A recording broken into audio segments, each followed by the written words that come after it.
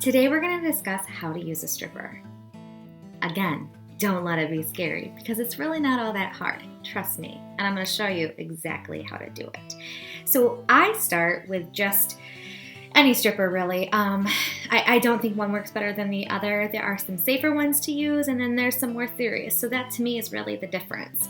And the beauty of any product that you buy, there's always directions on the back. So never feel like any project is too big for you. Just read the directions or reach out to me. I can help too.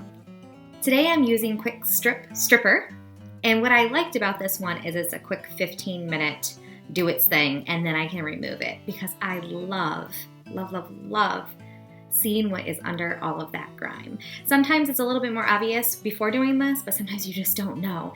So I like 15 minutes, and I'm not gonna lie. Sometimes you have to reapply and do it a couple different times depending on how much has been put on a piece of furniture because sometimes there's a lot. Did you hear that right? A lot. 3 things you're going to need for a project such as stripping a piece of furniture. You need the stripper itself. You're going to need some sort of cheap paintbrush. I go the cheaper, the better. Ideally, I think the natural bristle one is the best. It just gets eaten up a little bit more slowly. Prepare to throw it away. So really, the cheaper the better. And then you're going to need some sort of gentle scraping tool to get the actual leftover stripper off the furniture itself. And then from there, that's a whole different story. But today, we're just talking about stripping. So let's get to work. I'm gonna set up my computer, I'm gonna apply some stripper to a piece that I've been working on, and then I'm just gonna let it do its thing and show you guys the results as well. So really funny story, I thought I was recording and I wasn't. So I need to do this again, but I just realized it. So all I'm going to do, I put on a thin coat and I'm going to put on another thin coat because it's already not working in some areas because it absorbs. So I'm just going to put on another coat with my brush. Now, you didn't hear this the last time because it wasn't recording. However, what I said was you need to always go with the grain of the actual piece of wood. So always remember that. Just like sanding, go with the grain. They recommend putting it in a container, but I just put it right to the wood and start moving quickly. You want to move your big globs like right away so they don't, start working extra hard in that area. We want more of an even thing. But, we can always go back, such as I'm doing, because I wasn't recording, and put on another layer. So again, work those big globs quickly, and then you can go back. And which way do we go? That's right, with the grain. Oh my gosh, you guys, do you see how beautiful this is when it's wet? Oh, this is what it's going to look like after I put a new coat of stain on it and a top coat of varnish. Oh my gosh, I can't even stand it. It's so beautiful. Look at that color difference from before I put it on. So it's not going to look like this when I strip it, obviously. It's going to dry a little bit. And it's not going to have that wet look anymore. But this is going to give you a really good idea of what this piece of wood could look like. Oh my gosh, I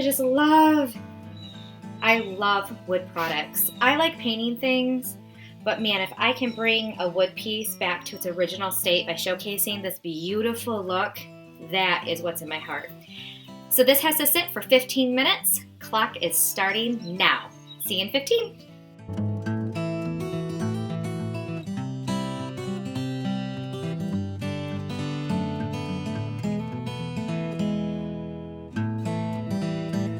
Alright friends, this is the time to scrape. It's one of my favorite parts of doing this.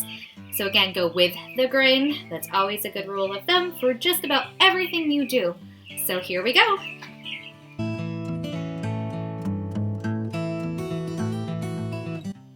Oh you guys, isn't this looking beautiful? I know you can't really see it so good from the screen, but oh my goodness. And can you see how much goo? This really did not have a whole lot on this, but look at how much goo is coming off of it. That is years of varnish and stain and just wear and grit and all that good stuff.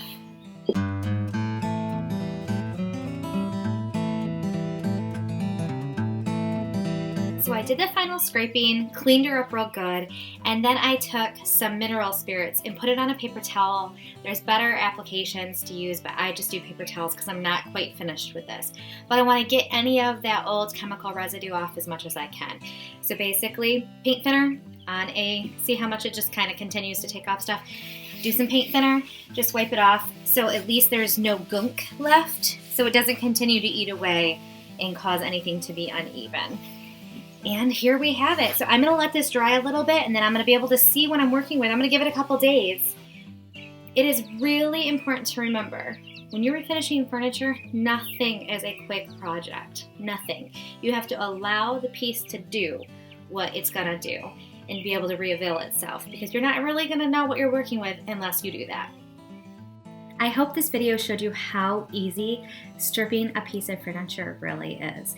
You just need to get a stripper, buy yourself a cheap brush, get yourself a scraper, apply it, allow it to do its thing, scrape it, and then clean it with a paint thinner or another after wash, and then just enjoy what it's doing. Let it dry though, truly. Let it dry to see if the beauty of the piece itself just maybe needs a top coat, and you might not need to go any further. So thank you so much for tuning in. Until next time, see you then. Bye!